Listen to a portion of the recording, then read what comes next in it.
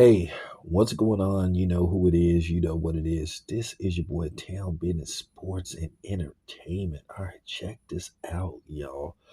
All right, so I wanted to do a video in regards to a movie that I recently seen.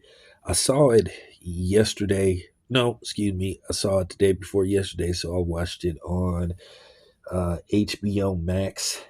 So, I have a subscription.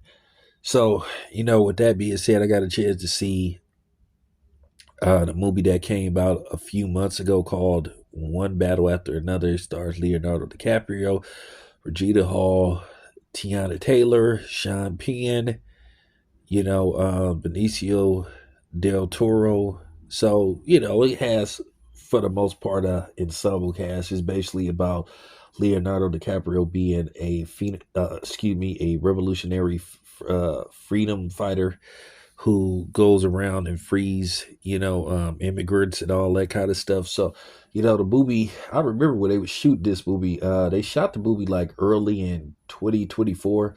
They shot some of the movie in Humboldt County and Sacramento. So I remember when they was actually filming this movie, they announced that Leonardo DiCaprio was in Sacramento filming a movie. So that was the movie that they filmed.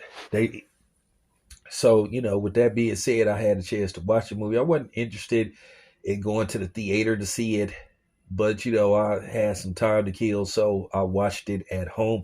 The movie is very, very long. The movie runs almost 3 hours. The movie has a running time of 2 hours and like 49 minutes, so it's very lengthy to say the least. But nevertheless, Leonardo DiCaprio plays a freedom fighter, that's part of a group called the French 75.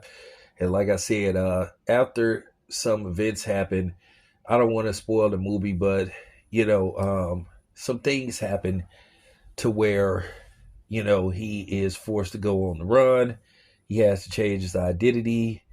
And then, with that being said, with that being said, uh, things go, sideways because he's forced to raise his daughter by, himself after the mother like runs out on them because she's, a fugitive from justice. And to some extent, she's a borderline rat, you know.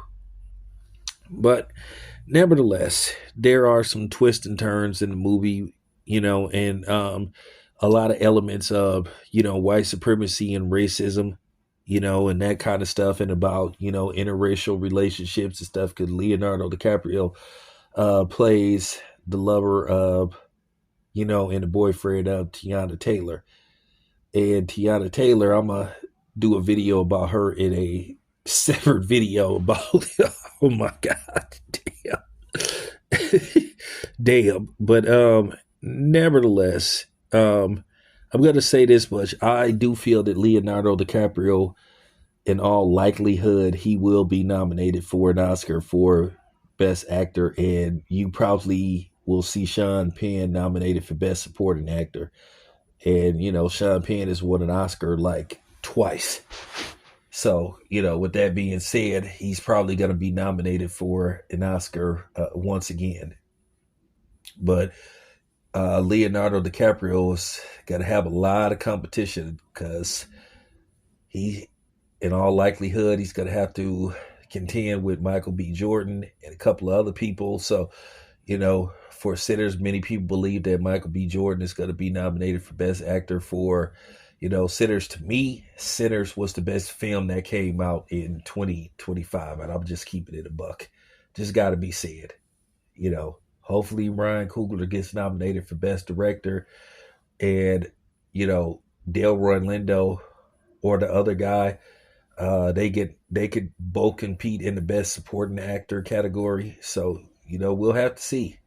But nevertheless, it was a very interesting film. I will say this much.